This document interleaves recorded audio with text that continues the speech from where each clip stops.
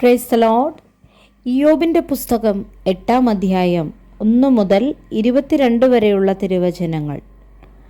അതിന് ശൂഹിനായ ബിൽദാദ് ഉത്തരം പറഞ്ഞതെന്തെന്നാൽ, എത്രത്തോളം നീ ഇങ്ങനെ സംസാരിക്കും? നിന്റെ വായിലെ വാക്കുകൾ വൻ കാറ്റുപോലെ ഇരിക്കും. ദൈവം ന്യായം മറിച്ചു കളയുമോ? സർവശക്തൻ നീതിയെ മറിച്ചു കളയുമോ? നിന്റെ മക്കൾ അവനോട് പാപം ചെയ്തെങ്കിൽ അവൻ അവരെ അവരുടെ അതിക്രമങ്ങൾക്ക് ഏൽപ്പിച്ചു കളഞ്ഞു.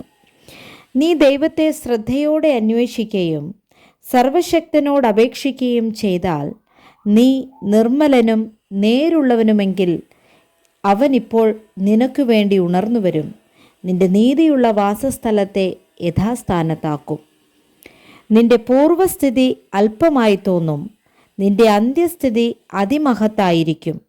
നീ പണ്ടത്തെ തലമുറയോട് ചോദിക്ക, അവരുടെ പിതാക്കന്മാരുടെ അന്വേഷണ ഫലം ഗ്രഹിച്ചു കൊള്ളുക.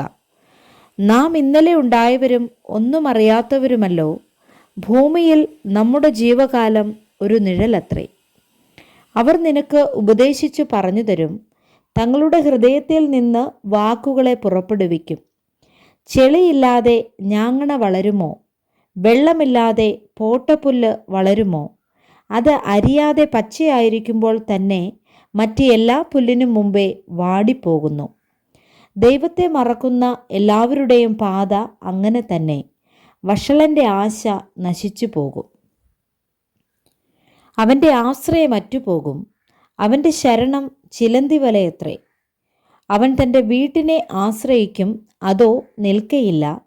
അവൻ അതിനെ മുറുകെ പിടിക്കും, അതോ നിലനിൽക്കയില്ല. വെയിലത്ത് അവൻ പച്ചയായിരിക്കുന്നു, അവൻ്റെ ചില്ലികൾ അവൻ്റെ തോട്ടത്തിൽ പടരുന്നു.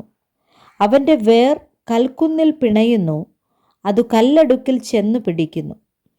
അവൻ്റെ സ്ഥലത്തു നിന്ന് അവനെ നശിപ്പിച്ചാൽ ഞാൻ നിന്നെ കണ്ടിട്ടില്ല എന്ന് അത് അവനെ നിഷേധിക്കും. ഇത് അവൻ്റെ വഴിയുടെ സന്തോഷം. പൊടിയിൽ നിന്ന് മറ്റൊന്ന് മുളച്ചു വരും. ദൈവം നിഷ്കളങ്കനെ നിരസിക്കുകയില്ല, ദുഷ്പ്രവൃത്തിക്കാരെ താങ്ങുകയുമില്ല. അവൻ ഇനിയും നിന്റെ വായിൽ ചിരിയും നിന്റെ അധരങ്ങളിൽ ഉല്ലാസഘോഷവും നിറയ്ക്കും. നിന്നെ പകയ്ക്കുന്നവർ ലജ്ജ ധരിക്കും, ദുഷ്ടന്മാരുടെ കൂടാരം ഇല്ലാതെയാകും. Praise the Lord. വായിച്ച വേദഭാഗങ്ങളാൽ കർത്താവ് നമ്മെ സമൃദ്ധമായി അനുഗ്രഹിക്കുമാറാകട്ടെ. ആമേൻ.